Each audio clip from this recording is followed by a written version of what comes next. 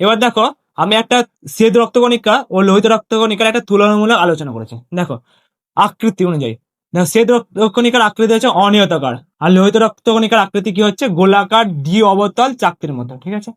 তারপর দেখো রং, শ্বেত রক্তকণিকার রং হচ্ছে বর্ণহীন বা সাদা, আর আমাদের লোহিত রক্তকণিকা হিমোগ্লোবিনের উপস্থিতি থাকার কারণে লাল রঙের হয়, ঠিক আছে। তারপর দেখো নিউক্লিয়াস, দেখো শ্বেত রক্তকণিকায় নিউক্লিয়াস উপস্থিত থাকে, স্পষ্ট একটা নিউক্লিয়াস উপস্থিত থাকে, কিন্তু তোমাদের লোহিত রক্তকণিকায় পরিণত অবস্থায় নিউক্লিয়াস থাকে না, ঠিক আছে।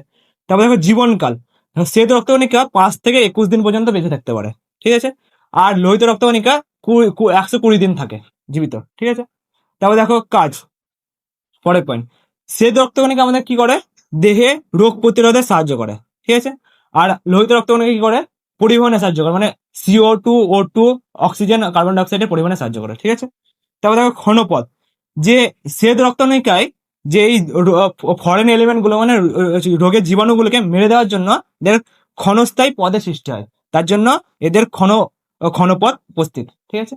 আর লোহিত রক্তকণিকায় কোনো ক্ষণপথ দেখা যায় না, ঠিক আছে। তারপর দেখো উৎপত্তি, দেখো শ্বেত রক্তকণিকা অস্থিমজ্জা, লিম্ফ নোড, প্লীহা থেকে উৎপত্তি হয়, ঠিক আছে, উৎপত্তি হয় এর। আর লোহিত রক্তকণিকা কি লাল অস্থিমজ্জা থেকে উৎপত্তি হয় এর।